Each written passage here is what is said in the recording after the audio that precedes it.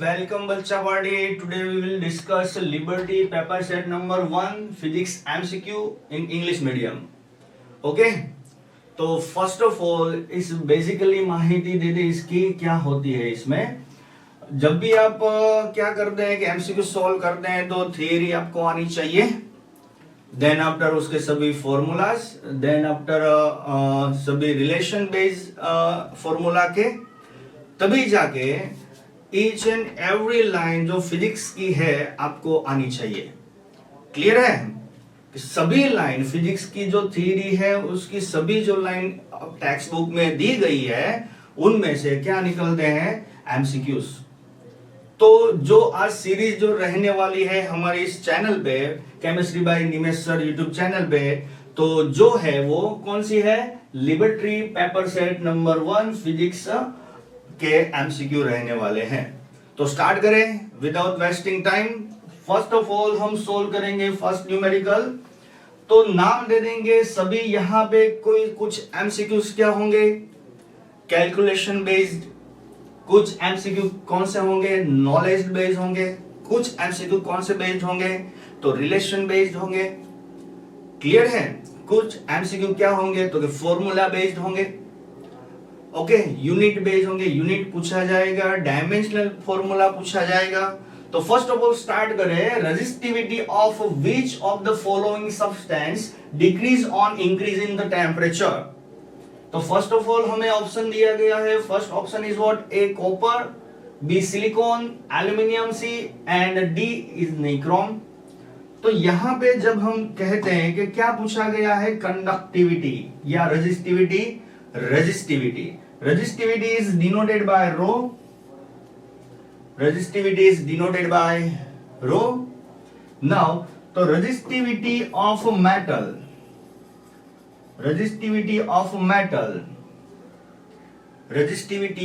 what metal is increase with increasing temperature. metal की resistivity of semiconductor material is decreased with increasing temperature. तो first of all अच्छे से question पढ़ेंगे, बाद में इसका आंसर देंगे. Resistivity of which of this following substance decrease on increasing the temperature. तो विच वन, तो हम कहते हैं यहाँ टेम्परेचर इंक्रीज करने से रेजिस्टिविटी डिक्रीज होती है. क्लियर, डिक्रीज होती है. तो क्या होगा, तो सेमीकंडक्टर मटेरियल कौन सा है इसमें, तो सेमीकंडक्टर मटेरियल आपको दिखाई दे रहा है यहाँ पे, सिलिकॉन. तो silicon is the our right answer. Clear. तो सिलिकॉन हमारा यहाँ पे क्या होगा, राइट आंसर, क्योंकि वो सेमीकंडक्टर मटेरियल है. Now second option, the storage battery of car has EMF 12 volt if the internal resistance. First of all जब भी न्यूमेरिकल आप यानी कि एमसीक्यू सॉल्व करते हैं तो जो भी डेटा दिया गया है उससे हम डिनोट करेंगे. तो वोल्टेज दिया गया है यानी कि EMF दिया है, तो we put the sign EMF E is equal to 12 volt and internal resistance of the battery is denoted by small r. ये आना जरूरी है. सभी सिंबल्स, जो भी फिजिकल क्वांटिटी आपको दी गई जाती है इस एमसीक्यू न्यूमेरिकल में, तो उसके सभी सिंबल्स आने चाहिए, तभी जाके आपको फॉर्मूला पता चलेगा. नाउ इस वर्ड तो 0.6 ओहम, नॉट वोल्ट, ओहम. सो हमें पूछा गया है the maximum current that can be drawn from the battery. So first of all, we underline the main part of this question, maximum current that can be drawn from the battery. तो जब maximum current कब मिलेगा, तो open circuit diagram में and close circuit diagram होगा. Close circuit diagram में जब R is equal to external resistance R क्या होगा, 0 होगा, तब हमें मैक्सिमम करंट I मैक्स मिलेगा. तो I max का फॉर्मूला डायरेक्ट यहां अप्लाई करना है. I max is equal to what, E by internal resistance R. तो I max is equal to I max is equal to E is what 12 volt and R is what 0.6 divide करेंगे हम तो I maximum क्या मिलेगा 20 ampere. तो विच answer is given here 20 ampere. A option is right. Clear 20 ampere is right answer. Now if a battery of 12 volt is connected across the diametrically endpoints A and B of a conducting ring, तो shape दिया गया है हमें कौन सा, तो conducting ring हमें shape दिया गया है ऐसे। Clear. Now diametrically ends, the diametrically end diameter कौन सा है, तो डायमीटर के एंड्स ये दो है ए एंड बी। तो ए एंड बी में क्या ज्वाइन किया गया है, तो इस बैटरी को यहां पे बैटरी को ज्वाइन करेंगे हम ऐसे। क्लियर। जब भी इसमें से करंट पास होगा तो करंट आई निकलेगा, आई एक ऊपर जाएगा और एक नीचे आएगा ऐसे। क्लियर हो गया। तो I1 and I2 both current is symmetrically and upper side and lower side half half में डिवाइड हो जाएंगे। तो I1 and I2 both are same, both are same। Now of conducting ring of radius R, जिसकी radius R है, आगे बढ़े। The current drawn from the battery is I, then the magnetic field produced at the center of the ring due to the rings is what। तो हम देखेंगे यहां right hand thumb rule से, right hand thumb rule से जो current produce होता है I1 से, करंट प्रोड्यूस होता है I1 से, सॉरी मैग्नेटिक फील्ड प्रोड्यूस होता है I1 से at the centre of the ring. कहां जाता है, अंदर, इनवर्ड जाता है। इनवर्ड के लिए हम कौन सी साइन यूज करते हैं, क्रॉस। और I2 करंट के लिए जो सेंटर से मैग्नेटिक फील्ड बाहर आता है वो कौन सा होगा, डॉट होगा। Both magnetic field in equal magnitude and opposite direction, तो उसका एडिशन करेंगे हम तो आंसर क्या आ जाएगा। तो this is question is basically knowledge based. क्या है, नॉलेज बेस्ड क्वेश्चन बोलते हैं इसे। जस्ट फिगर ड्रॉ करो, आंसर लाओ। ओके, सिंपल रूल अप्लाई किया हमने, right hand thumb rule. Right hand thumb rule से I1 के लिए जो भी I1 नीचे लो ऊपर लो कोई मैटर नहीं करता है। ओके, सिमेट्रिकली डायग्राम होने के लिए हमें यहां पता है कि हाफ ऑफ सर्कल डिवाइड हो गया, सेमी सर्कल हो गया। तो I1 एंड I2 का मैग्नीट्यूड क्या होगा, सेम। देन आफ्टर हमें पूछा गया तो magnetic field at the centre of the ring, तो सेंटर जो है उस पे हमें दो मैग्नेटिक फील्ड मिलेंगे I1 और I2 से। I1 से इनवर्ड डायरेक्शन एंड I2 से outward direction. Both are in same magnitude and opposite direction. उसका एडिशन करेंगे तो क्या हो जाएगा, 0। Now next question, which of the following graph represent a magnetic field B versus distance R from the center of the long straight conducting wire of uniform cross sectional area carrying steady current I and radius A। तो basically जब भी हम क्या कहते हैं कि यहां पे जो दिया गया है हमें shape of the current carrying material is what, long straight conducting wire। तो उसका जो ग्राफ होगा, उसका जो डायग्राम होगा ऐसे होगा। Clear. Now there are 3 points या तो पोजीशन, वहां पे क्या मिलेगा हमें, magnetic field. First of all मिलेगा इन करंट कैरिंग वायर, फिर क्या on current carrying wire, and किस रीजन में, आउटर रीजन में। 3 पॉइंट पे हमें क्या मिलता है, मैग्नेटिक फील्ड मिलता है। जब भी हम अंदर की बात करते हैं वहां पे जो मैग्नेटिक फील्ड बी है is directly proportional to the radius of the current carrying wire a. Okay, now जब हमें सरफेस पे बात करते हैं तो सरफेस पे जो करंट होगा, मैग्नेटिक फील्ड होगा, वो कितना हो जाएगा, तो इंक्रीज होगा। इंक्रीज होगा क्यों, तो कि वहां पे लेंथ बढ़ गई, रेडियस जितनी होगी तो रेडियस बढ़ेगी। तो सरफेस पे हमें क्या मिलेगा, मैक्सिमम मिलेगा। जैसे ही हम आउटर रीजन में जाते हैं तब जो करंट है, करंट के थ्रू जो मैग्नेटिक फील्ड प्रोड्यूस होता है आउटर रीजन में, वो होगा 1/r। रेसिप्रोकल होगा आर के। क्लियर? यस और नो? तो इसमें से कौन सा डायग्राम सुटेबल है? तो यहां से सेंटर से हम जब मूव करते हैं तो दी सरफेस, तब जो मैग्नेटिक फील्ड है रेडियस के क्या, तो के रेडियस माने के डिस्टेंस के क्या है, प्रोपोर्शनल है। क्लियर? तो R B is proportional to the R. जैसे जैसे आर बढ़ेगा वैसे वैसे मैग्नेटिक फील्ड बढ़ेगा। देन सरफेस पे आते हैं तो आर इज इक्वल टू क्या हो गया, तो के रेडियस ए हो गया। तो सरफेस पे मैग्नेटिक फील्ड क्या होता है, मैक्सिमम। जैसे ही बाहर निकले तो मैग्नेटिक फील्ड क्या होना स्टार्ट हो गया, डिक्रीज। तो सुटेबल आंसर इज व्हाट, तो सी दिखाई दे रहा है।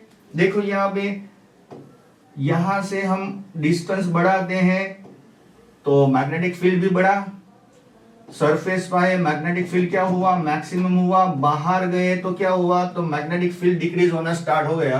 तो here option C is the right answer. Clear? Now आगे बढ़े। 6th question, a closely bounded solenoid 120 centimetre long. तो फर्स्ट ऑफ ऑल यहां दिया गया है, गिवन डेटा में हम ले लेते हैं 120 सेंटीमीटर लॉन्ग, यानी कि 1.2 मीटर। नाउ हैज 4 लेयर्स, तो 4 लेयर्स को हम मान लेते हैं पी।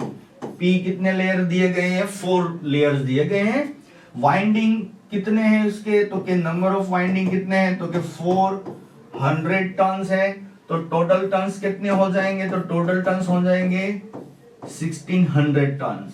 4 वाइंडिंग 4 लेयर है, इसे कितने, एक टन में कितने हैं, 400 turns each. The diameter of the solenoid is 1.8। Diameter इसका कुछ काम नहीं है, ऐसे ही हमें दिया गया है diameter. If current carried is 8 ampere, तो I is equal to 8 ampere. Now estimate the magnitude of B, यानी कि magnetic field B inside the solenoid near its center। पहले ऑप्शन देखना है, पाई में वैल्यू लानी है। जब जब आप एमसीक्यू सॉल्व करते तो ऑप्शन भी देख लेने हैं।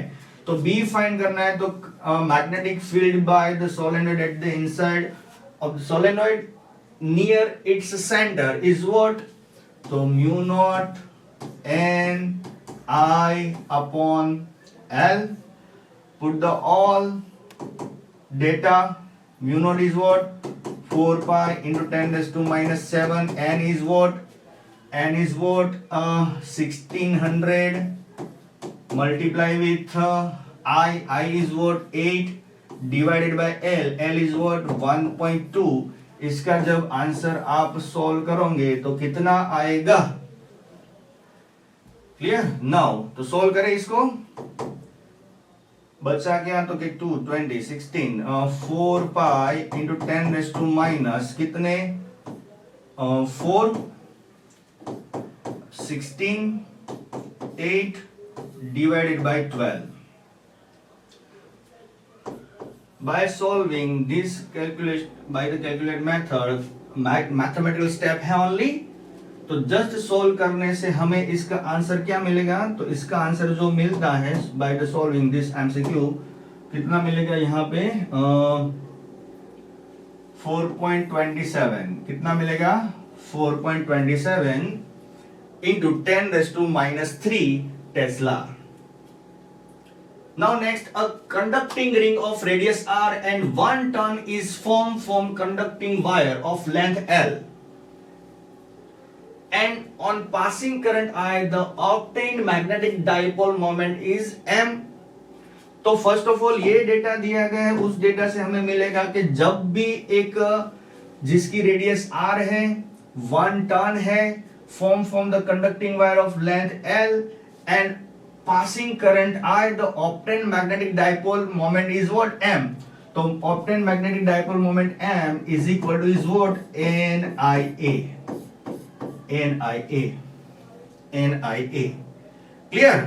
तो यहां पे जब इस वायर को, L लेंथ की वायर को R रेडियस की रिंग में क्या करेंगे, कन्वर्ट करेंगे, तब जो L है क्या हो जाएगा, 2 पाई R जितना हो जाएगा। यस और नो? तो R को हम सब्जेक्ट बनाए तो R is equal to what, L by 2 pi. तो what is the magnetic dipole moment? तो मैग्नेटिक डाइपोल मोमेंट कितने टर्न किए हैं यहाँ पे? 1 टर्न। ईच एंड एवरी जो डेटा है आपको क्वेश्चन से मिलेगा। तो यहाँ पे हमारे पास n कितने हैं? तो n इज इक्वल टू 1। तो बचा क्या? तो कि I करंट पास कर रहे हैं I, A कितना हो गया? तो यहाँ हो गया पाई आर स्क्वायर। तो यहाँ m is equal to I pi R square is what? तो R square R L square by 4 pi square, तो L square by 4 pi square. तो magnetic field magnetic moment is what? तो I L square upon 4 pi. Equation number 1। Now आगे बढ़े। If this wire then converted to a ring of 2 turns. तो next case हमें यहां दिया गया है कि इस वायर को हमें 2 टर्न में कन्वर्ट करना है। जब 2 टर्न में कन्वर्ट करेंगे तो जो सर्कमफेरेंस है L कितनी हो जाएगी? L डैश 2 टाइम्स करेंगे तो 2 इंटू 2 पाई आर हो जाएंगे। तो R इज इक्वल क्या होगा? तो R is equal to R is equal to L dash by 4 pi. L dash is what? L dash is what? R is equal to what? L dash by 4 pi. तो new magnetic moment, the new magnetic moment dipole moment obtain is what? हमें यहाँ new magnetic dipole moment चाहिए। तो new magnetic dipole moment यहाँ हम R dash कहते हैं। Now तो न्यू मैग्नेटिक मोमेंट क्या मिलेगी? तो M डैश इज व्हाट? तो N करंट वही पास हो रहा है तो I एरिया चेंज हो जाएगा, नंबर ऑफ टर्न भी चेंज हो गए। तो एन डैश यूज करें तो M dash is what? N dash is what? 2 I का I. Okay then A is what? Pi R dash square. Now रख दो तो M dash is what? 2 into I R dash square is what?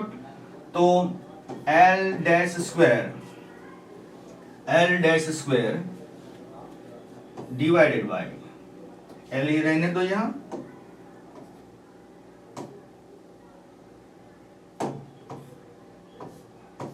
L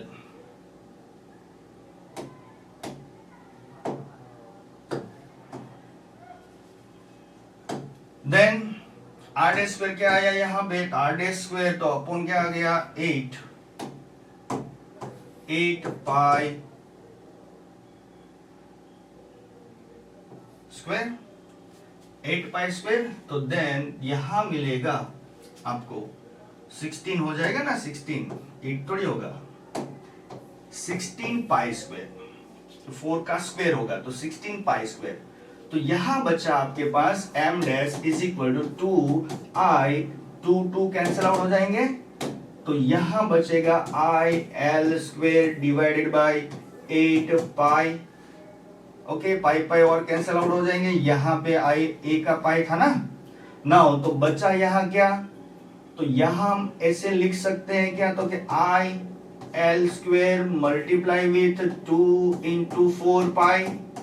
तो I L square upon 4 पाई क्या है? M। तो divided by क्या बचा? तो कि M 2 बचा, M बाई 2। तो आंसर इज व्हाट? तो आंसर यहां पे हमें मिलेगा A answer M by 2। M by 2 answer is right answer. Yes और no? Now a short bar magnet placed with its axis at 30 degree. So theta will be 30 degree with a uniform external magnetic field B is equal to 0.25 Tesla. Now experiences a torque of magnitude. तो torque दिया गया है, उसका magnitude कितना? 4.5 into 10⁻⁻2 joule. The magnitude of the magnetic moment of the magnet will be, तो हमें find करने को बोला है मैग्नेटिक मोमेंट। तो we know that the torque formula tau is equal to M B sine theta. तो m find करना है तो v मेक सब्जेक्ट m। तो m is equal to tau upon m।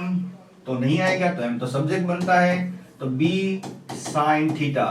तो m is equal to tau कितना दिया गया है? तो 4.5 इंटू 10⁻⁻2 डिवाइडेड बाय बी कितना दिया गया है 0.25 मल्टीप्लाई विथ cos sin 30 की वैल्यू आएगी 1/2, थीटा रखेंगे यहाँ 30, देन 2 ऊपर जाके मल्टीप्लाई हो जाएगा तो 9 बचेगा यहाँ, तो 9 into 10⁻²-2 डिवाइडेड बाय 25 अपॉन 100 ऊपर जाएगा तो 9/25 हो जाएगा आंसर।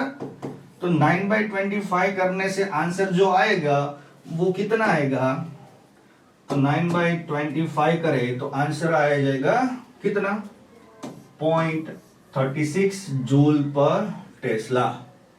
क्लियर? तो right answer is B 0.36 joule per tesla. The flux associated with a closed loop, the flux associated with the closed loop is what 3t square plus 2t plus 5 Weber. If the resistance of the loop is 14 ohm, then the current induced in this coil in t is equal to 2 seconds. So we have only time is what 1.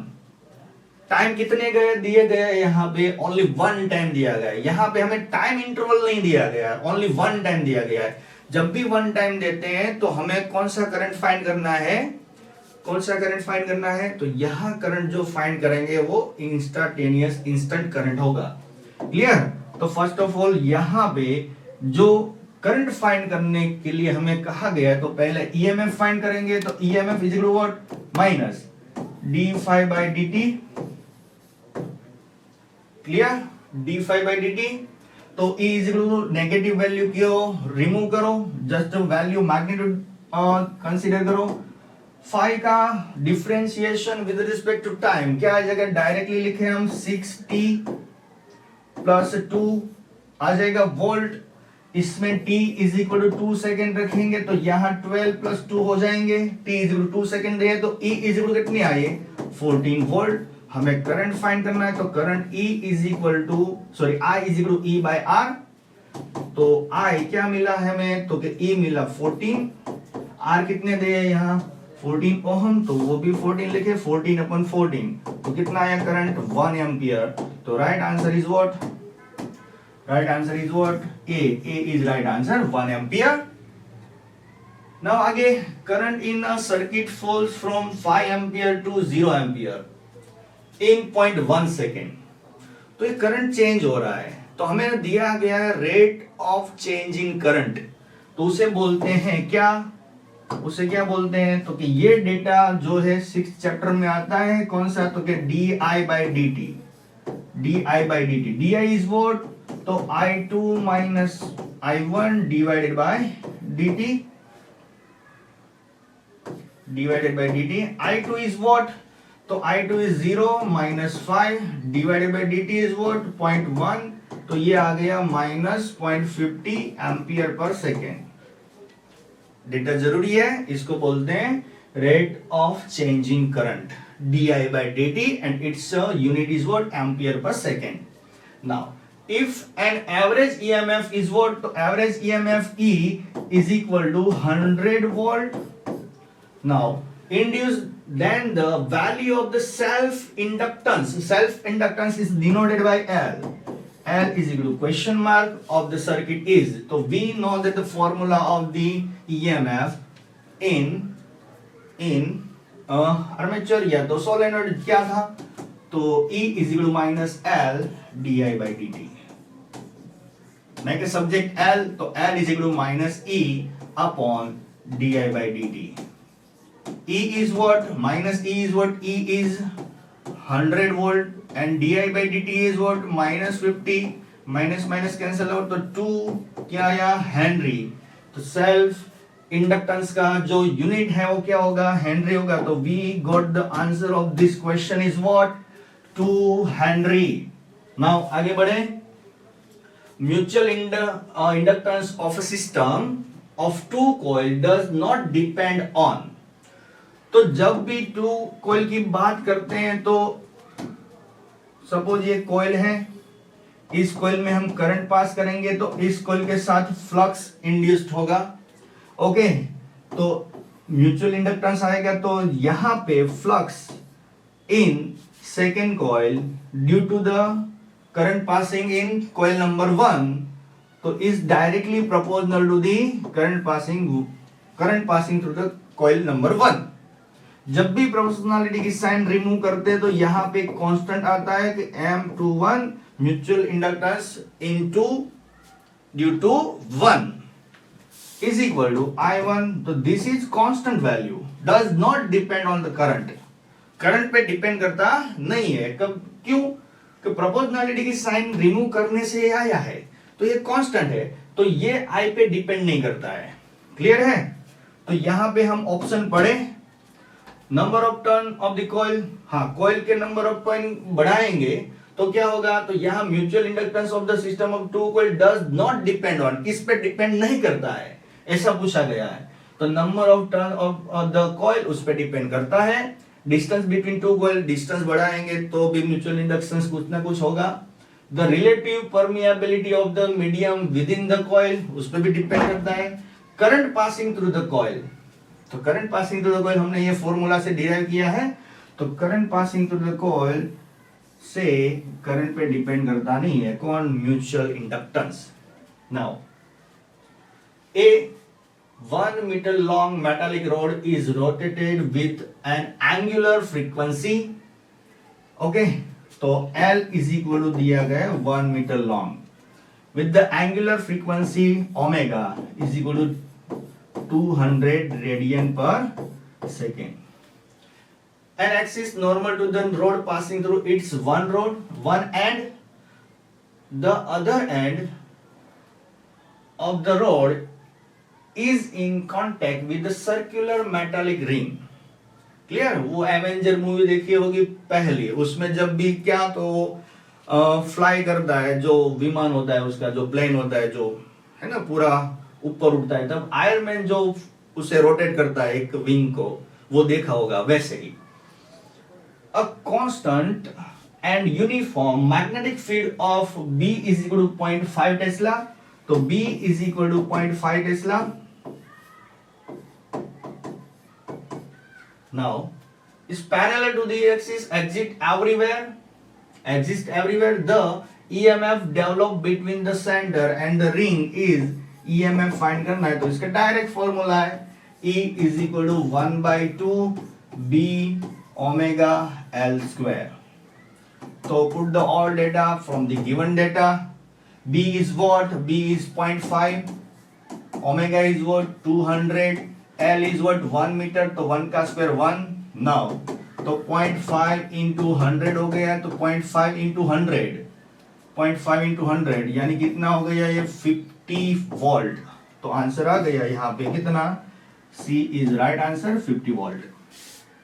Clear? Now from which of the following option the power factor of AC circuit can be 0? R and L in series, तो R and L in series जब होता है तो power factor मिलता है। R and C in series, तो L होगा तो C होगा तो भी पावर फैक्टर मिलेगा। R and C दोनों में मिलता है तो LCR में भी पावर फैक्टर मिलेगा। Power factor is what? Basically power factor is what? तो power factor is what? cos phi। Okay, and power factor क्या होना चाहिए? 0 होना चाहिए। तो कौन सा ऐसा सर्किट डायग्राम है जिसमें पावर फैक्टर 0 होता है? तो ये अपने नॉलेज पे डिपेंड एमसीक्यू है, नॉलेज आधारित एमसीक्यू है। तो यहां पे एमसीक्यू का आंसर जो आएगा L and C in series, उसमें पावर फैक्टर क्या होगा? 0 होगा। Now an LCR series circuit is connected to an AC source of peak voltage. So we have the basically word here, specially word दिया गया है peak voltage. तो जो दिया गया है peak voltage is denoted by VM. तो VM is equal to 240 volt. The phase difference between voltage and current of the circuit is what? 45 degree. तो phase difference is denoted by 45 degree. Now, and the resistance is what? तो R is what? तो R is 100 ohm. And then the RMS value, not that. क्या note करना है? यहां दिया गया है पीक वोल्टेज और फाइंड करना है क्या? तो क्या RMS value? RMS value of the current, तो IRMS फाइंड करना है। IRMS is equal to question mark. Clear? तो ध्यान से ये एमसीक्यू सोल्व करना है और ज्यादा फास्ट फॉरवर्ड में नहीं जाना है। क्लियर है? तो फर्स्ट ऑफ ऑल यहां पे हम पहले IM फाइंड करेंगे। IM is equal to what? VM by Z। क्यों? LCR सीरीज सर्किट है तो Z आएगा वहां पे। बेसिकली हम इंपीडेंस डायग्राम देखें तो यहाँ पावर फैक्टर था, सॉरी फेज डिफरेंस था 5, यहाँ Z था और यहाँ R था, यहाँ XL माइनस XC था। तो cos phi फाइंड करें तो cos phi is what? cos phi इज R by Z। तो make a subject Z, Z is equal Z is equal to R upon cos phi, रख दो यहां। तो IM is equal to VM by R into क्या आ जाएगा? cos phi। Clear है? नाउ IRMS हमें फाइंड करना है, तो IRMS फाइंड करने के लिए क्या करना पड़ेगा? तो बाय रूट 2 करना पड़ेगा। तो बाय रूट 2 कर दो। यहां पे VM cos phi divided by root 2 into R, तो ये बन गया IRMS। बोथ साइड हमने डिवाइड किया किससे? रूट 2 से। नाउ VM क्या दिया गया है? 240। cos phi क्या होगा? तो cos 45 डिग्री डिवाइडेड बाय क्या? तो क्या? रूट 2। R क्या है हमारे पास? तो R दिया गया है 100। क्लियर है? तो 240 cos phi is what? 1 by root 2, then root 2 multiply with the 100। तो यहां पे 220 डिवाइडेड बाय कितने आ गए? 200। 220 डिवाइडेड बाय 200 करें हम तो आंसर कितना निकल के आएगा? तो यहां आंसर निकल के आएगा 240 डिवाइडेड बाय 200 करेंगे तो आंसर आएगा 1.2 एम्पियर। जो अगर आपने RMS वैल्यू ली नहीं एंड IM फाइंड किया तो ऊपर का आंसर आ सकता है। तो बेसिकली RMS फाइंड करने के लिए डिवाइडेड बाय रूट 2 करना पड़ेगा। बेसिकली स्टूडेंट क्या करते हैं? IM फाइंड कर लेते हैं तो आंसर ये टिक करके आ जाते हैं। हमें दिया गया है RMS वैल्यू फाइंड करनी है तो डिवाइडेड बाय IM के जो पीक वैल्यू है डिवाइडेड बाय रूट 2 करना कंपलसरी है। Now which of the following option represent Ampere Maxwell law? तो we have 4 equation of the Ampere Maxwell law। तो Ampere Maxwell law के अंदर जो मैक्सवेल ने एक टर्म ऐड किया था, वो टर्म का नाम क्या था? एम्पियर का जो लॉ था उसमें, एम्पियर सर्किट लॉ में, उस टर्म का नाम था डिस्प्लेसमेंट करंट। तो कुछ ऐड किया था उन्होंने। तो ये नॉलेज बेस्ड क्वेश्चन है, आपने पढ़ा होगा। तो इसमें पहला ऑप्शन नहीं, दूसरा भी नहीं, तीसरा भी नहीं, ये option is D option is right. जब भी पढ़ते हो तो मैक्सवेल ने कुछ ऐड किया था, वो पता होगा आपको। Which of the following waves is used in speed gun to measure the speed of ball in cricket match? Cricket तो देखते होंगे, तो कौन से वेव्स यूज किए जाएंगे? We have 7 waves in the chapter of chapter number 8, okay, electromagnetic wave में। तो वहां पे बॉल की स्पीड मेजर करने के लिए कौन से वेव यूज किए जाते थे? माइक्रोवेव। तो नॉलेज बेस्ड क्वेश्चन है ये। जब रीडिंग करोगे each and every line use करोगे तो यहां पे आपको ये आंसर मिलेगा। Now the speed of light in a medium of refractive index 1.25, कितना आएगा स्पीड ऑफ लाइट? तो देखेंगे तो रिफ्रैक्टिव इंडेक्स दिया गया 1.25, सी दिया गया है कितना? 3 × 10⁸ मीटर सेकेंड इनवर्स। तो हमें स्पीड ऑफ लाइट फाइंड करनी है इस मीडियम में। तो we have absolute refractive index of medium, formula क्या है? तो eta is equal to C by V, V को सब्जेक्ट बनाएंगे तो V is equal to what? C by N. Refractive index तो V is equal to C, क्या दिया गया है? 3 × 10⁸ डिवाइडेड बाय कितना? 1.25। तो 3 से 1.25 हम डिवाइड करेंगे तो कितना आएगा? तो ऑप्शन ए आ जाएगा। यस और नो?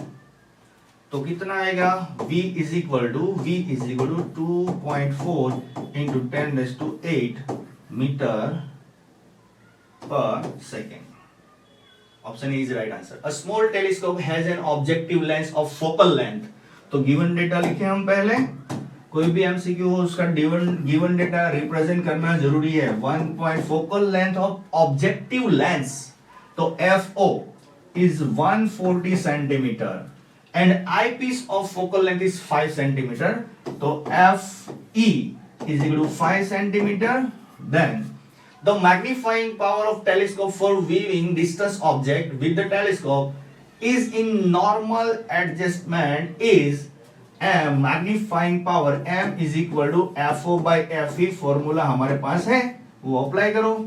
FO दिया गया है क्या 140 सेंटीमीटर डिवाइडेड बाय 5 सेंटीमीटर. कितने आ जाएंगे यहाँ पे, कितने आ जाएंगे यहाँ पे 140 डिवाइडेड बाय 5. तो यहाँ 40 divided by 10 into 10 divided by 5 two जा 10, 40 इंटू 20, 14 इंटू 2. तो कितने आ जाएंगे यहाँ पे 28. तो we got the answer of this MCQ. कितना आया 28.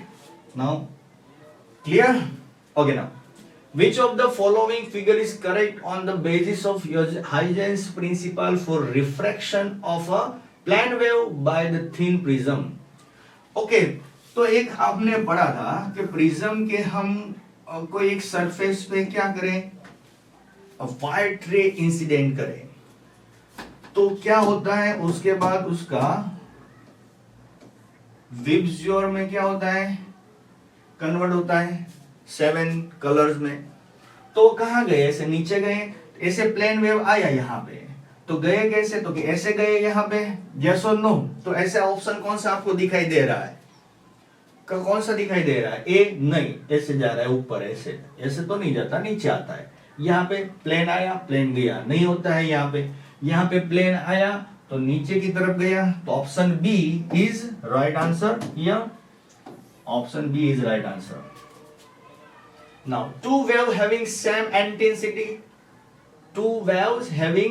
intensity I naught and originated from two non-coherent sources superpose at a point.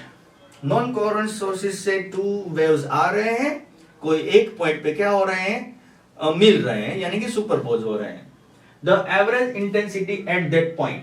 तो हमें पता है क्या intensity I is equal to 4I naught cos square phi by 2. इसकी average निकालेंगे. तो एवरेज इंटेंसिटी 4I naught, तो एवरेज 4I naught तो कांस्टेंट है यहाँ पे. cos square phi naught by 2. जब भी cos square phi naught by की एवरेज निकालते हैं तो एवरेज कितनी आती है, तो उसकी एवरेज आती है 1/2.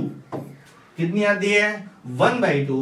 एंड बाय 2 करेंगे तो यहाँ आंसर आएगा 2I naught. तो एवरेज इंटेंसिटी, एवरेज निकालने का ये तरीका है. आपने सीखा होगा, नहीं सीखा तो यहां सीख लीजिए आपने. तो क्या होगा, यहां पे आंसर आया B. B is right answer. In the case of photoelectric effect on increasing the frequency, if the we increase the frequency,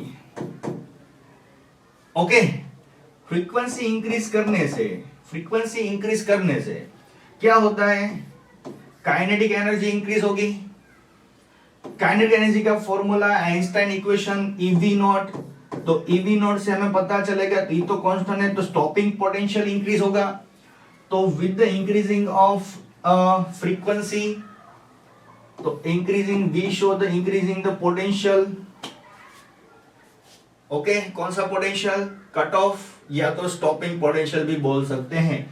तो which is right answer, photoelectric current increases? No, photoelectric current is depend on intensity of incident light. Photo current decreases? No, क्योंकि वो intensity पे depend करता है, not frequency पे. Stopping potential increase, yes, frequency increase करने से stopping potential क्या होता है, इंक्रीज होता है, डिक्रीज नहीं होता है. क्योंकि देखो दोनों आमने सामने है, तो प्रोपोर्शनलिटी साइन में आते हैं. Now the photo electric cut off voltage को क्या बोलते हैं, स्टॉपिंग पोटेंशियल. तो हमें यहां दिया गया है V नॉट. तो तो V naught is equal to कितने 1.5 volt. What is the maximum kinetic energy? तो K is equal to K maximum is equal to question mark of photo electron emitted. तो kinetic energy का Einstein equation है हमारे पास, क्या maximum is equal to E V naught. Okay, तो इसको ऐसा लिख सकते हैं E V naught into E. Okay, तो V नॉट की वैल्यू रख दे हम यहाँ पे 1.5, तो इलेक्ट्रॉन वोल्ट हो गया यहाँ. तो ऐसा कोई ऑप्शन दिया गया है 1.5 इलेक्ट्रॉन वोल्ट? यस, पहला ही ऑप्शन है यहाँ पे 1.5 इलेक्ट्रॉन वोल्ट. ये आंसर आ जाएगा. जूल में नहीं मांगा है, किस में मांगा है? देखो यहाँ E की वैल्यू नहीं रखी है, स्टॉपिंग पोटेंशियल जो यहाँ रखा है ओनली उसकी वैल्यू रख दी. तो स्टॉपिंग पोटेंशियल का यूनिट क्या था? V. तो EV बन गया यहाँ. तो 1.5 इलेक्ट्रॉन वोल्ट. तो यही ऑप्शन तो दिया गया है, तो ये याद रखना है, ध्यान से करना है ये. If de Broglie wavelength of dust particle of mass दिया गया है यहाँ पे m is equal to what 10⁻⁹ kilogram. And de Broglie wavelength कितनी दी गई? Lambda is equal to 3 × 10⁻⁻25. Then the speed of the particle. So speed of the particle V is equal to question mark. We know the formula of the de Broglie wavelength is what? H upon P. So lambda is equal to H upon mv. P is equal to momentum. तो make a subject V. तो V is equal to H upon m into lambda. H is what? तो 6.625 into 10⁻⁻34. Divided by m कितना है 10⁻⁹ multiply with the lambda कितना है? तो 3 × 10⁻25. Clear? -9 -25 -34, तो ये सभी कैंसिल आउट हो गए. नाउ 6.625 डिवाइडेड बाय 3, तो 6.625 डिवाइडेड बाय 3, तो आंसर आ जाएगा 2 पॉइंट समथिंग, यानी कि 2.2 मीटर पर सेकेंड. तो answer is D 2.2 metre second inverse. Clear? Now next, threshold frequency of which of the following metal does not lie in the ultraviolet region in the photoelectric effect. In the case of photoelectric effect, कौन सा ऐसा substance है जिसकी जो threshold frequency f0 जो है ultraviolet reason में नहीं आती है? जिंक की आती है, मैग्नीशियम की आती है, कैडमियम की भी आती है, सोडियम की नहीं आती है. ओके, सोडियम की नहीं आती, उसकी जाती नहीं है. क्या रीजन में? कौन सी? अल्ट्रावायलेट रीजन में सोडियम की क्या फोटो इलेक्ट्रिक इफेक्ट नहीं दिखाई देती. किस में दिखाई देती है? विजिबल लाइट में दिखाई देती है, क्योंकि it's high effective metal, reactive metal. जैसे ही एयर के कांटेक्ट में आएगा तो क्या करेगा? वो रिएक्ट करना स्टार्ट कर देगा. The momentum of the photon of light of frequency. तो मोमेंटम हमें पूछा गया है, तो मोमेंटम कैसे निकालेंगे? तो we know the Einstein formula mc². यहां पे इसको ऐसे भी लिख सकते हैं mc into C. mc means what? तो मोमेंटम. तो p इंटू सी. तो p को हम सब्जेक्ट बनाए तो क्या होगा? e/c. यस और no? E is what? Photon दिया गया है, तो फोटोन की एनर्जी क्या होगी? hf. तो hf/c. तो we got the answer of this MCQ. कौन सा आंसर आएगा? सी ऑप्शन हमें दिखाई दे रहा है. C option is right, hf/c. Clear? Now next, if the radius of the hydrogen atom in its first orbit is a0, then its radius in the third excited state.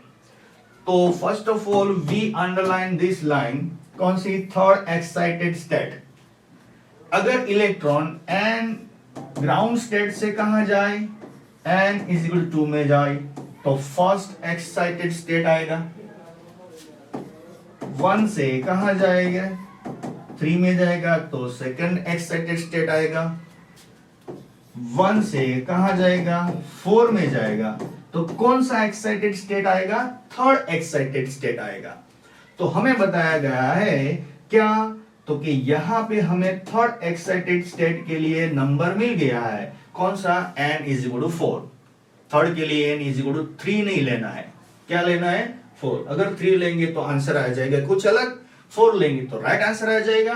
तो fourth state में उसकी radius क्या होगी, तो fourth state में उसकी radius जो Bohr radius है उसके क्या होती है, n स्क्वायर होती है। तो R4 is equal to A0 into 4 square, तो यहां आंसर आएगा 16 A0। तो we got the answer of this MCQ 16 A0। कई बच्चे जो है यहाँ पे थर्ड दिख गया तो यहाँ 3 का स्क्वायर करके 9 A0 कर देंगे, तो आंसर गलत आएगा, फिर कहेंगे कि सही आंसर टिक किया था फिर भी मार्क्स कमाए। The size of the atom in the Thomson model is in the size in the Rutherford model। दोनों की साइज कौन सी थी, दोनों ने सेम साइज क्या की थी, हमको दी थी एक्सपेरिमेंटल वैल्यू की, बट दोनों के मॉडल थोड़े अलग अलग थे, पर साइज के बारे में उन्होंने सही बताया था। तो आंसर क्या होगा, मच ग्रेटर देन, नहीं, सही थी साइज दोनों की, नॉट डिफरेंट फ्रॉम, तो ये आएगा, एक दूसरे से अलग नहीं थी, सेम साइज में थे। Now, in accordance with the Bohr's model, the quantum number of the characterizes the Earth revolution around the Sun in orbit of radius r is equal to, तो first of all we have the radius क्या, r is equal to 1.5 into 10 raised to 11 meter with the orbit speed, तो orbit speed भी v भी दिया गया था 3 into 10 raised to 4 meter per second। Now mass of the earth, तो हमें यहाँ m दिया गया है, mass of the earth m Planck स्थिरांक दिया गया है, प्लैंक कांस्टेंट दिया गया है, क्लियर। नाउ तो यहाँ पे हमें क्या फाइंड करना है, क्या फाइंड करना है, तो क्वांटम नंबर n फाइंड करना है। तो we know that the angular momentum is nh upon 2 pi. Angular momentum का फॉर्मूला है mvr is equal to nh upon 2 pi. n को सब्जेक्ट बनाओ तो m is equal to mvr 2 pi upon h।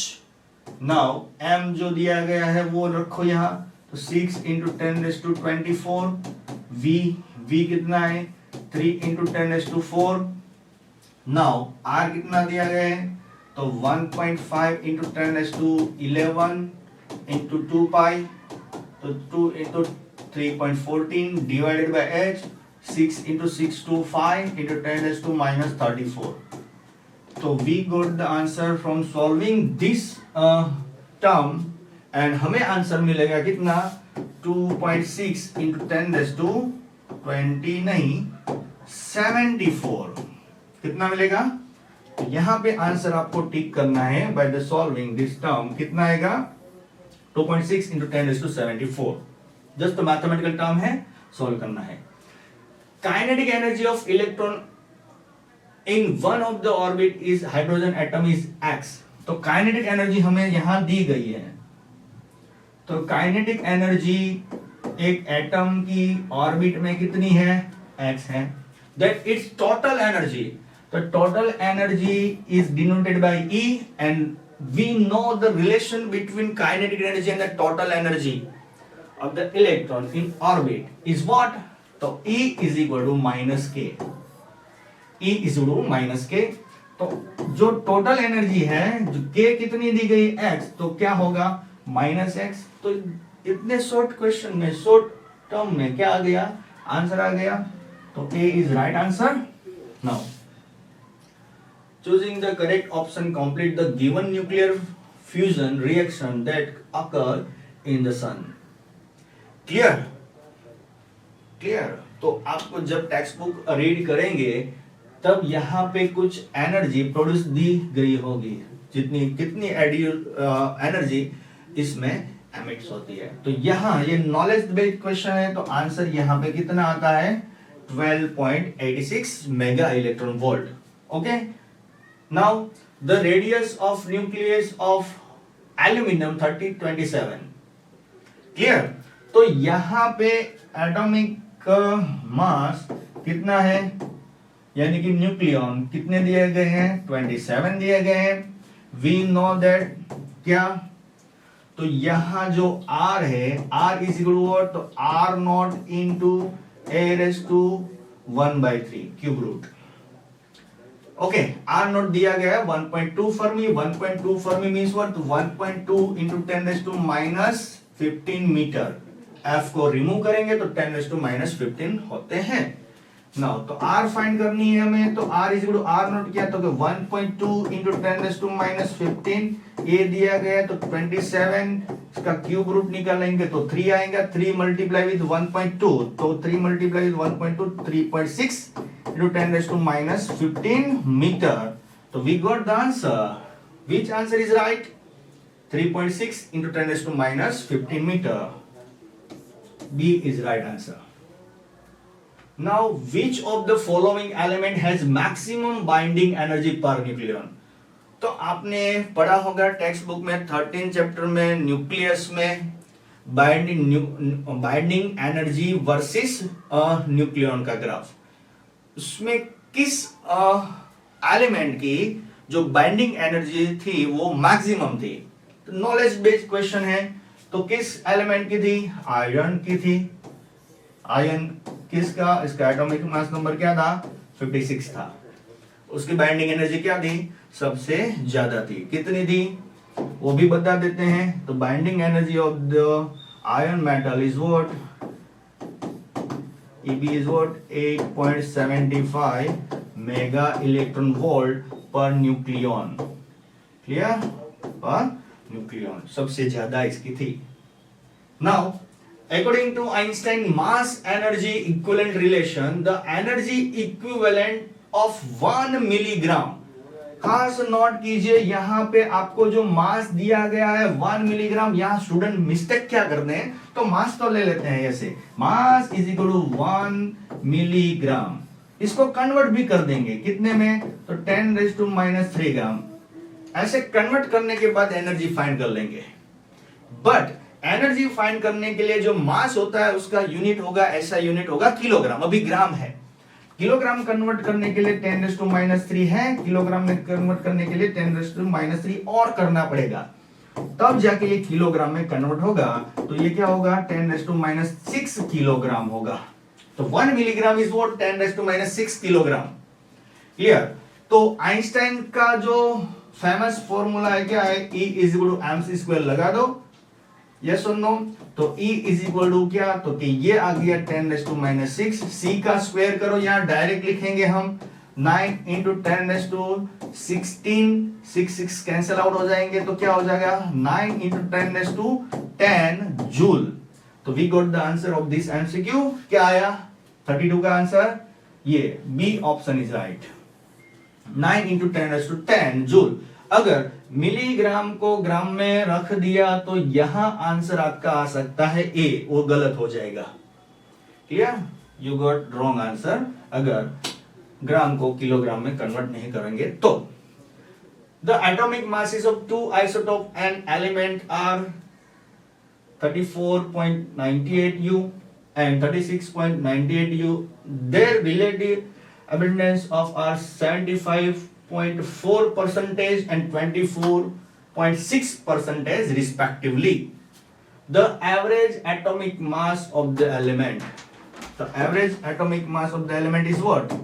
So we know the formula of the average mass. Average mass is what? So average mass is m average. M average what? So m1 into its percentage p1 plus m2 and its percentage p2 and divided by total percentage. तो total percentage always कितने होंगे, 100 ही होंगे, yes or no? तो यहां रख देंगे, ये text book का ही है कोई एग्जाम्पल। तो यहां m1 कितना दिया गया है 34.98 इंटू उसका परसेंटेज कितना है 75.4 प्लस 36.98 उसके परसेंटेज कितने हैं रिस्पेक्टिवली 20.46 डिवाइडेड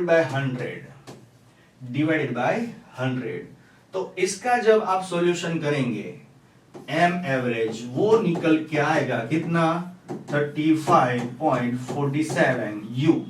तो इसको कहा जाता है कि ये फॉर्मूला आगे बढ़ता रहता है किसके लिए आइसोटॉप्स के लिए। जब भी नेचर में से हमें क्या मिलता है एलिमेंट मिलता है तो उसके आइसोटॉप्स भी होते हैं, उसका परसेंटेज वाइज जो डिवीजन है वो अलग अलग होता है।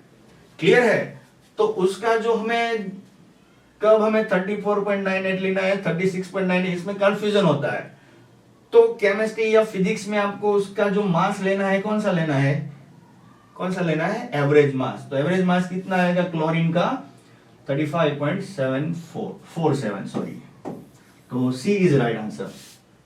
Now next in P type semiconductor we have P type semiconductor तो majority is what holes and कौन से डोपेंट्स होंगे ट्राइवेलेंट। कौन से डोपेंट्स होंगे trivalent.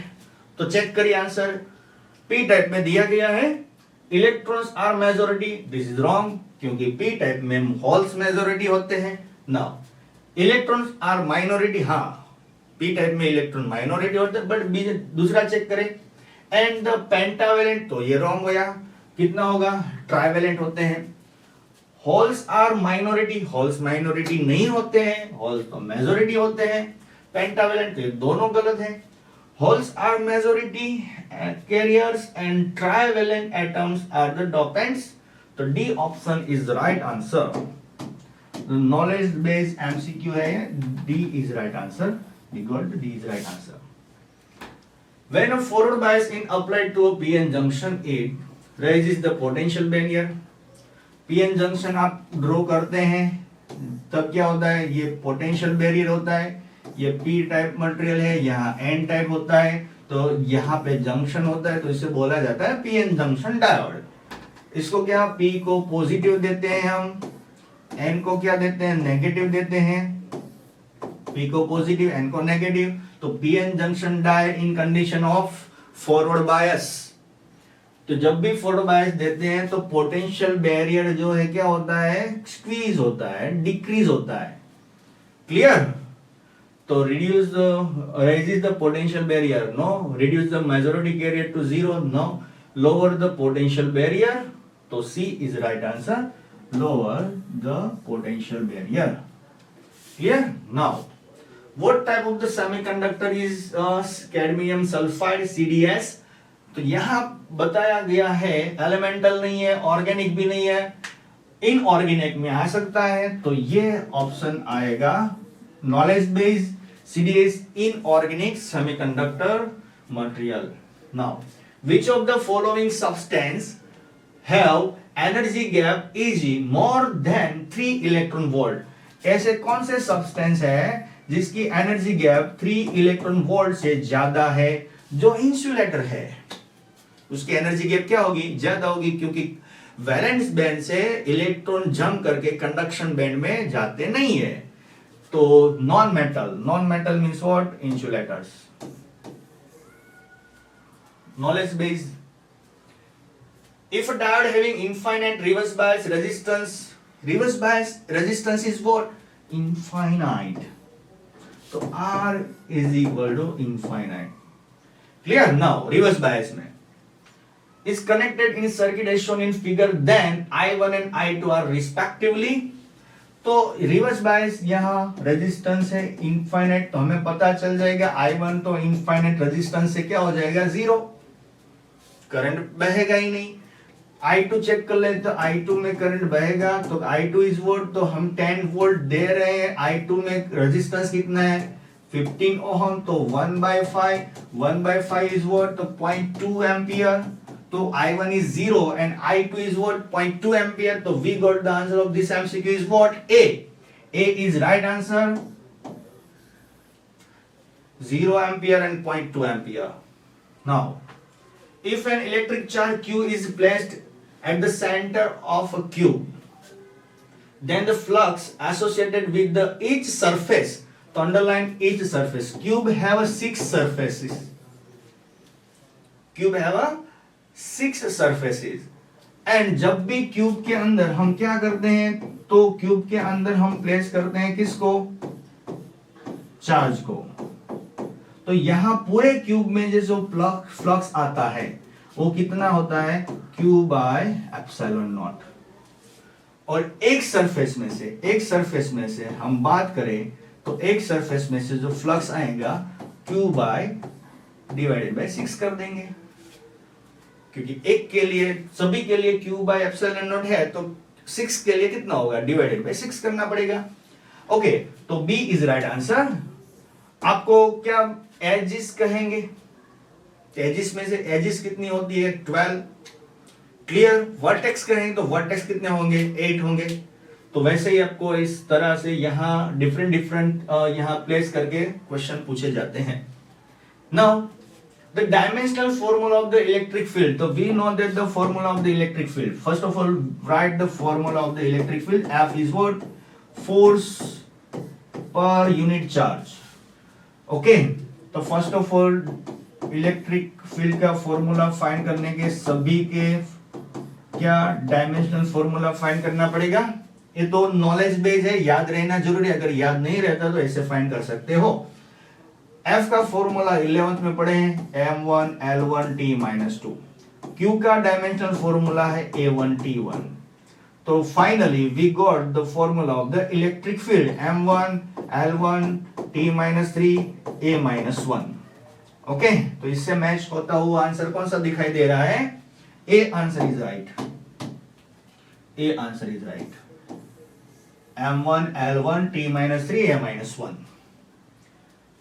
Two identical conducting spheres A and B having charges plus Q and minus Q. तो draw कर लेते हैं। एक पे प्लस Q है, दूसरे पे माइनस Q है। बिटवीन का डिस्टेंस कितना है, D। Okay, kept at distance apart experience Coulombian force. जब ऐसा होता है तब कितना फोर्स लगता है, F। Now between them, if 50% of charge is transferred from sphere B to A, तो ये A था, ये B था, B से यहां कितना चार्ज ट्रांसफर हो रहा है, 50%। यानी कि A पे प्लस Q था कि नहीं, और B का 50% मीन्स व्हाट, तो Q बाई 2, बट कैसे, माइनस में। तो B पे कितना बचा होगा, तो B पे बचा होगा माइनस Q बाई 2। 50 तो चला गया, आधा चला गया, आधा बचा, तो आधा यहां आ गया, तो ऐड होगा, यहां पे माइनस में ऐड होगा। तो यहां पे फाइनल चार्ज कितना बचा है, Q बाई 2। यस और नो। तो ये case number 1। Case number 2, case number 1 में जो फोर्स लग रहा है क्या है, तो K माइनस K, क्योंकि एक प्लस है दूसरा माइनस है, minus K Q square by D square. This is equation number 1। जब क्या करते हैं, 50% चार्ज को क्या करते हैं, ट्रांसफर करते हैं B टू A, तब फोर्स क्या कितना होगा, ऐसा पूछा गया है। तो force F dash is what, minus K in plus Q by 2 minus Q by 2, distance वही सेम टू सेम है, D स्क्वायर। तो यहां पे माइनस तो यहां नहीं आएगा क्योंकि माइनस बाद में आएगा। तो K Q square divided by D square by 4। Clear. तो K Q square divided by D square minus is what, F। तो F डिवाइडेड बाय 4। तो we got the answer of this MCQ is what, F by 4। F by 4। Now next question, 3 equal charges Q each are placed at the 3 vertices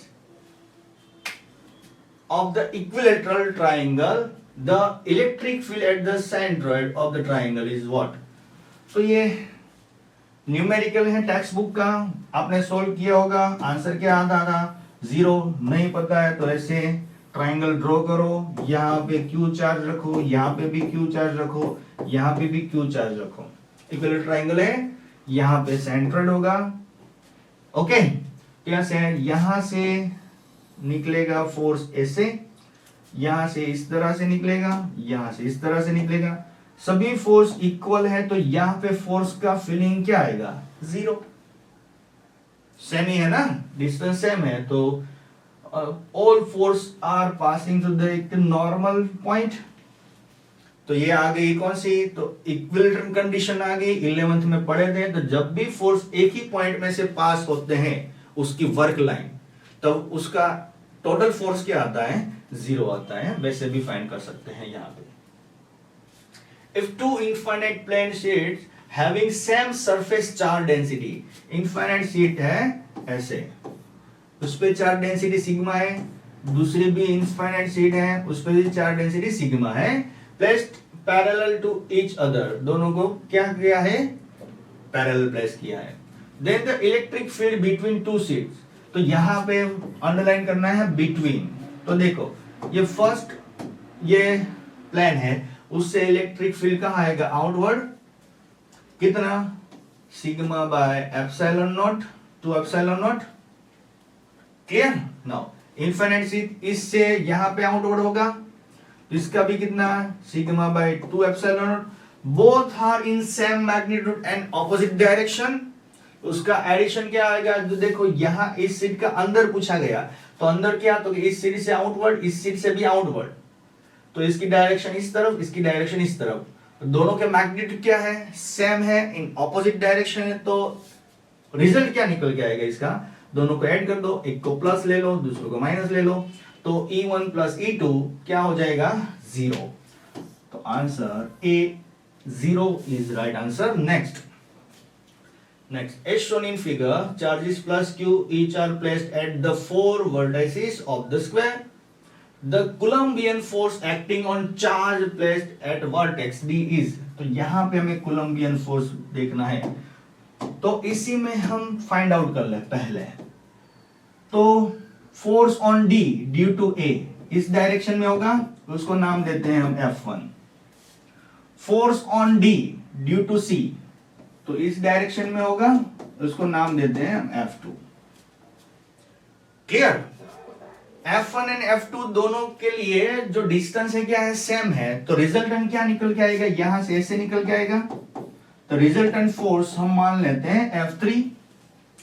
तो F3 is what, तो F3 is under root F1 square plus F2 square.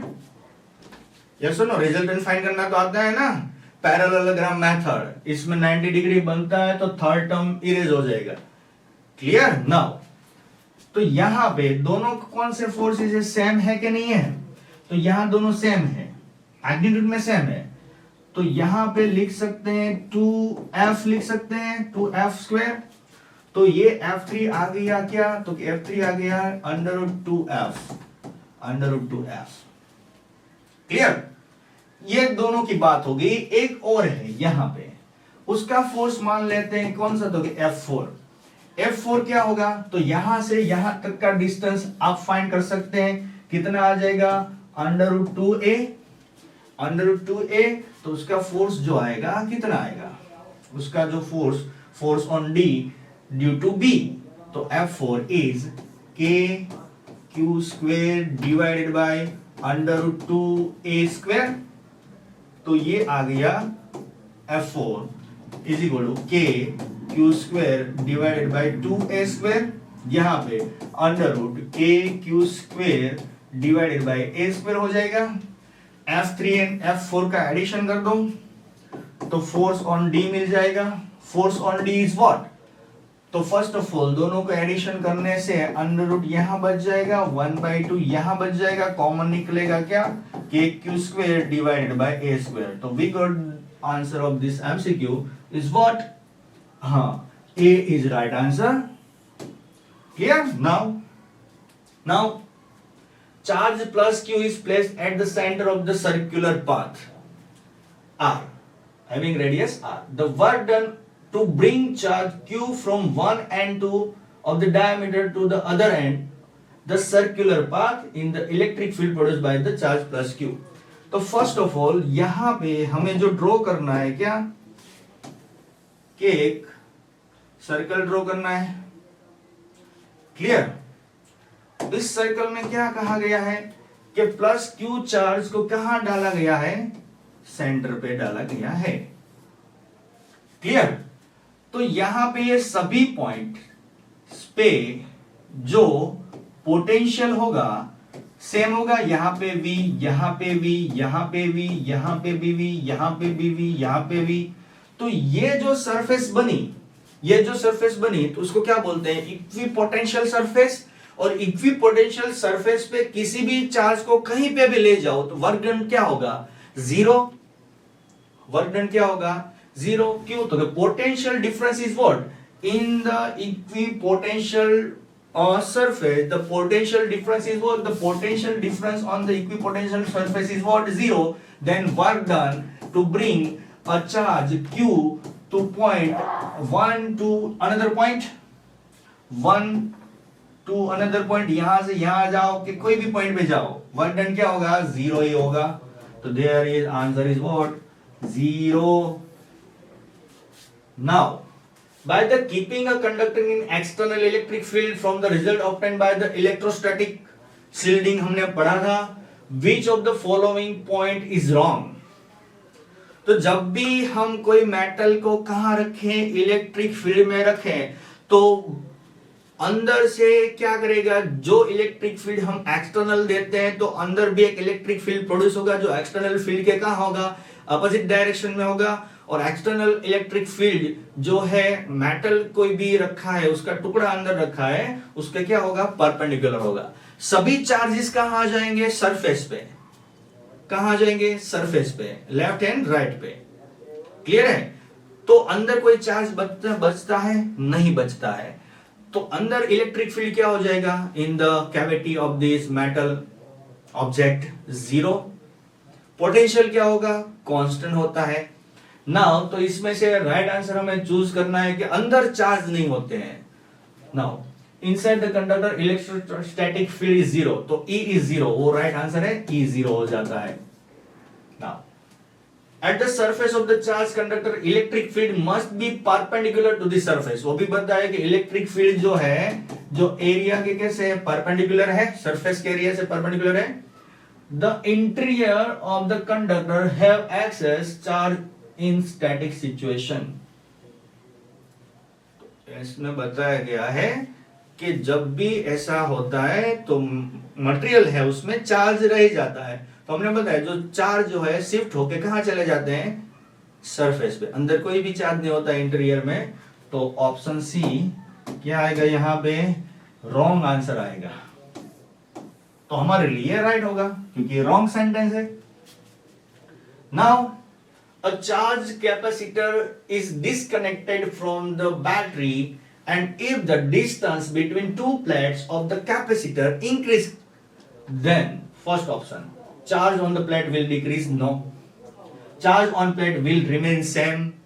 दूसरे option पढ़ लेते हैं, the potential difference between the two plates will decrease and capacitance of the capacitor will increase। हम जब भी capacitance पढ़ते थे तब बताया गया था कि कैपेसिटर को कुछ भी किया जाए, उसको जो प्लेट पे जो चार्ज है हमने एक्यूमुलेट किया था वो क्या रहता है, रिमेन सेम रहता है। तो यहाँ पे आंसर जो आएगा नॉलेज बेस्ड है, charge on each plate will remain same। Now which of the following molecule is not polar? कौन सा पोलर नहीं है, जिसकी डायपोल मोमेंट क्या होती है, जीरो होती है। क्लियर? तो HCl is not polar, HCl is polar, H2 is polar, NH3 is polar, H2 is not polar। तो ये आंसर आएगा hydrogen atom. Now if 12 picofarad capacitor is connected, तो यहां पे हमने जो डेटा दिया गया है 12 picofarad मींस 12 into 10⁻⁻12 फेराडे। पाइको को हटाएंगे, फेराडे में कन्वर्ट करेंगे क्योंकि फेराडे इज ऐसा unit of the capacitance of capacitor. Now connected to a 50 volt battery, तो V is equal to 50 volt. Then the electrostatic energy stored in the capacitor, so we know the formula from the given data। यह तीनों के between का relation हमें पता चल जाएगा। U is equal to half CV square. तो half C is what 12 into V square is what 12 into 10 raised to minus 12 into V square is what V क्या है 50 का स्क्वायर 25 100 यहाँ पे बचेगा 6 into 10 raised to minus 10 into 25 यहाँ पे आएगा 150 25 multiply with 6 150 into 10 raised to minus 10 clear now joule point करें यहाँ तो 1.5 into 10 raised to minus 8 joule तो we got the answer from this equation from this MCQ कौन सा आएगा -8 है प्लस वाला ना हो जाए 1.5 into 10 raised to minus 8 joule clear now last MCQ clear है if a conducting wire of length L is uniformly stretched to double तो पहले लेंथ L थी न्यू लेंथ करते हैं 2L डबल कर दी then its conductivity the symbol of conductivity is what the symbol of conductivity is sigma conductivity is reciprocal of resistivity 1 by rho okay now becomes double 4 times half remains same तो resistivity does not depend on the dimensions यानी कि length and area पे depend नहीं करती है does not depend resistivity does not depends on dimensions of the conductor